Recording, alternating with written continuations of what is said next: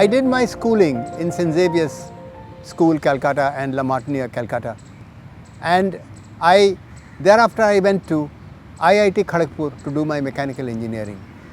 For 2 years I worked in multinationals after I graduated, and then decided to go for my masters to England in business administration.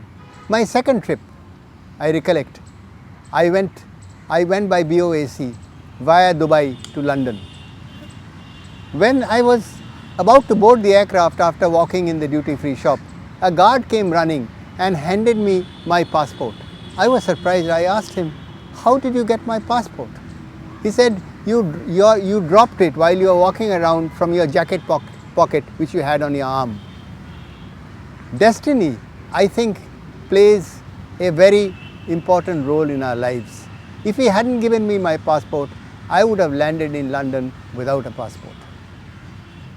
In those days, I was fortunate that the British government, where they had a large number of trips for foreign students at student rates. So during my studies overseas in England, I went on trips as often as I could. The first trip I did was I bought a ticket from London to Athens in Greece. And in those days, believe it or not, one could get a one-way ticket from London to Athens for £9. I went to see my friend Kakavas in Dragumi Street in Athens, and then I crossed over from Greece to Bulgaria. Now Greece and Bulgaria did not have the best of relations, so I was questioned a lot at the border crossing. After Bulgaria, I travelled by train through Beograd and Trieste to Austria, and from Austria in Salzburg. From Salzburg, I hitchhiked my way to Munich, and from Munich I went to, I remember I went to Holland, Amsterdam, and from Hoek van Holland I took the ferry to get back to England. I also went on shorter trips. One trip was to Paris for a 2-day visit, and then from the university we travelled to Brussels to the European Commission headquarters. It was called Commission in those days. After doing my masters, I worked for a year in London, and I could save up some money. So I travelled to Canada and the US to see my friends there. I travelled to Toronto and to Montreal, and then I crossed over to the US through London, Ontario, and went to Chicago to see another friend. I got back to England and then back to India via Cairo. I managed to see the pyramids and the Sphinx on my way back. When I returned back, I rejoined the multinational sector. And after a while, since the multinational company was not doing too well, I saw an advertisement in the paper which said Deputy Marketing Managers wanted by the State Trading Corporation. So I applied for it and I was selected. I had second thoughts after I received the appointment letter. I said to myself, I was so comfortable at home, living in my house and driving around town. Then I said to myself, I don't think I'd go to Delhi. So I sent them a telegram. I think there were no other means of communication, fast communication those days. So I sent them a telegram saying that I wasn't interested in the position. Then suddenly the company started doing even worse. So I said that I think I must check up if the job is still there. So I wrote them a letter saying, is the job still there? I got a reply promptly saying, of course, you have not said no.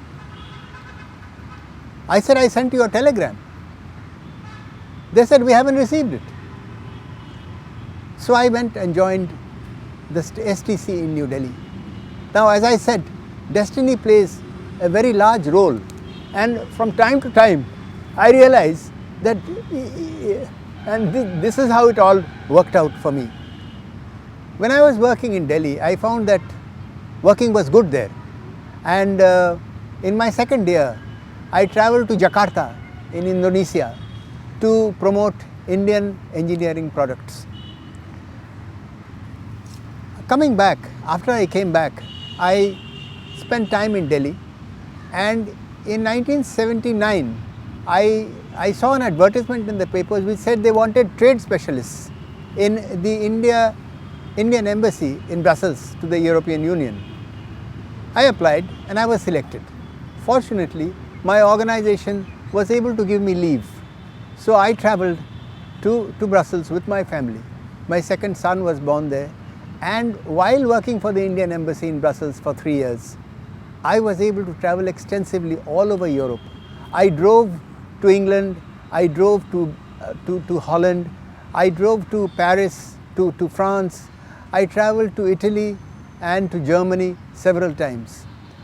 And then when my term at the Indian embassy was over, I came back to India, and then I went through a period of not such a good time because I was so full of myself, and people who didn't appreciate that shunted me off to a far off place, served from there. I managed to get back, and I spent the next 3 years in Delhi. I was sent to the Middle East, to Bahrain, to Saudi Arabia, Jeddah, and to Oman, and I saw the Lawrence of Arabia's house on the Red Sea in Jeddah, and I saw the Concorde taking off from Bahrain. In those days, the Concorde flight used to take off from Singapore, stop in Bahrain, and then go on to London. When I got back to Delhi, after a few years, I was selected for the position of regional manager of our New York office. However, for various reasons, I couldn't go. I was disappointed, but I told myself that I've traveled quite a lot already. As I said, destiny plays a very large part in our lives.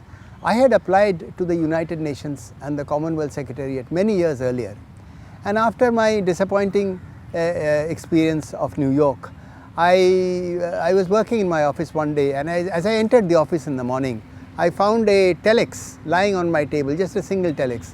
It was a telex from the UN office in New York, 220 East 42nd Street. It said, would you be interested in a position in the UN in Mongolia, UNDP in Mongolia? I said yes, but then I said to myself, that's good, I can go, maybe I'll get a lot of experience, but what do I do after I get back? Fortunately, I was told that for work in the UN, the government of India normally gives leave to travel, because that way you come back with more experience. It is in the public interest.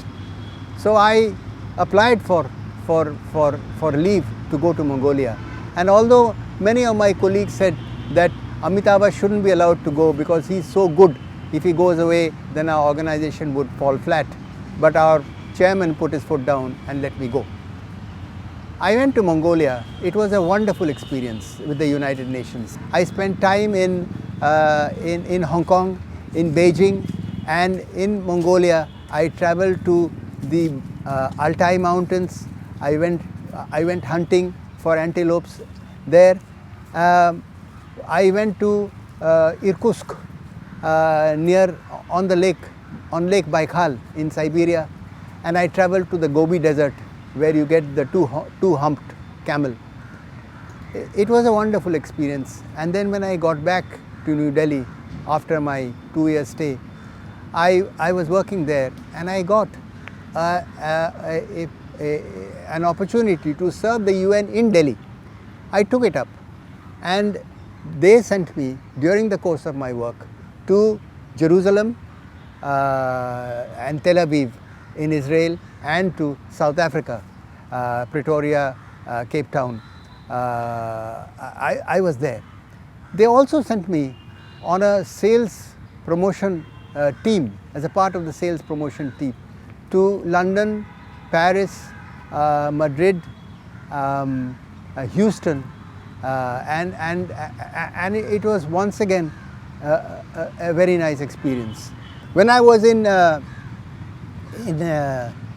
Pretoria, I rang up the United Nations representative in Pretoria, and I asked him if I could come and see him. He said, why? So I said, just like that. He said, look, I don't have time, but I'll get back to you. When I got back to Delhi, after a couple of days, I found a fax from UNDP Pretoria, which says, would you be interested in doing a project to set up industrial parks in 4 locations in South Africa, in Welkom, in East London, in Gugulethu in Cape Town, and in Johannesburg. I said yes, and I went there. It was another wonderful experience. I traveled all over South Africa. It's a beautiful country. I came back, and I wasn't sure what I would do, but then I got a higher position in the government of India. It was a directorship in the Hindustan Paper Corporation in Calcutta. I had applied, and I got the position, and it was a nice experience because I had traveled a lot overseas, but not too much domestically. This directorship in the Hindustan paper gave me an opportunity to travel all over India, in every major city and town, because I was in charge of marketing and we were selling paper for schools, colleges, for books. When my term in Hindustan paper was coming to an end, I saw an advertisement in The Economist which said that the government of Botswana wanted an advisor for its Ministry of Trade and Industry in Gaborone. I applied. I was called for an interview. I did not know whether I would get leave to travel to the interview, because you have to take leave from the government of India to travel overseas. So I decided that I was experienced enough to be able to manage on my own. So I didn't tell anybody anything. I just took 3 days leave, went to Bombay, took 3 days leave, and I took the night flight of South African Airways to Johannesburg. Only my family knew where I was, and the connecting flight from Johannesburg to Gaborone. I appeared for the interview, and they said, oh well, maybe let us see, they did not select me. So I came back, and I waited. On the 3rd night I was back in Bombay, and I waited at the departure lounge of Mumbai airport all night, waiting for the sun to come up so that I could check into my hotel in the morning. When I checked in, I was told that all the appointments that I had made for that day were cancelled, and that they had sent me messages. They said, sir, didn't you know that these have been cancelled? I couldn't tell them that I didn't know because I was overseas. But then I quickly got back to Kolkata, and I worked there.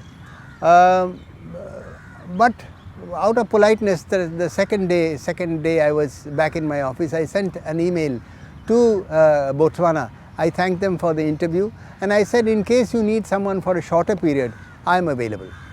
Promptly the reply came back. Once again, destiny plays its role. Reply came back that, yes, please come. We'll take you on for 6 months. Since my term was coming to an end in the Hindustan Paper Corporation, I left for Botswana. Botswana was a wonderful experience. It's a beautiful country. I learned to play golf there. I went for safaris. I traveled to Namibia. I saw the Victoria Falls, and the work was very interesting. When I was about to finish my work in Botswana, I saw an advertisement in The Economist which says that the Commonwealth Secretariat wanted an advisor in the British Virgin Islands in Tortola in the Caribbean. I was selected without an interview, and I left for Tortola, for the British Virgin Islands, and this was completely different from Botswana. It was sea all around. I could go swimming every weekend in the sea. I could snorkel, I could do some scuba diving and yachting, and it was wonderful. While working for the British Virgin Islands, I saw an advertisement in The Economist which said that they wanted an advisor for Sudan in Africa. I applied. I did not know whether I would be able to go because I was already working, but then I was selected. So I told myself, what do? I have to give up one job. But my wife Anuradha suggested that, why don't you take leave? You've been taking leave all your life. So I took leave from the British Virgin Islands, and they said, I told them that, can I go away for a month and a half? They said, okay, go. So I was doing 2 jobs at the same time, and they were not next door. So I would travel from the Caribbean through New York and go to India and then travel back to Addis Ababa in Ethiopia and then travel on to Juba. I did this for 2 years, and you can imagine the amount of travel I had to do. After my work in the British Virgin Islands were over, I was working full time in Juba, and towards the end of my work in Juba, I was offered a position in Amman in Jordan. At Amman, I was told that you will have to go to Iraq, on the understanding that we will have to go to Iraq, which was at war. So I was trained in the Jordanian desert in the event of my being kidnapped by insurgents, and I used to work and I used to travel to Baghdad to work there. We used to wear helmets and bulletproof jackets while working. Angelina Jolie used to be was a visitor there. She was looking after the orphans in Iraq. After Baghdad, I went back to Delhi and I worked in the Planning Commission for a year. And while working for the Planning Commission, I was offered a position in Rwanda, Kigali. It was a wonderful place. I could go there. I could travel to the Congo, with the Virunga Mountains, to Burundi, and Rwanda itself was so clean and so good that it was very nice. I was working in the Prime Minister's office. While at Rwanda, I got the second offer from Botswana. I traveled to the Okavango Delta and I came back, and when my term in Botswana was coming to an end, I traveled back to India and I passed through Nairobi. While at Nairobi, I was offered a position in Ethiopia. When I was traveling back from Botswana through Nairobi, at Nairobi I got interest from UNDP in Ethiopia, Addis Ababa, for work there, and that proved to be a long-term affair, and I went 3 times to Ethiopia, and I was their advisor in the Ministry of Industry. After completing this, I went back, although I got interest from Tuvalu in the Pacific Islands and from Cambodia. I didn't take them up, and I went back to Delhi. I have been living in India since then, and in my spare time I'm trying to write stories about my experiences and about my travels. Thank you.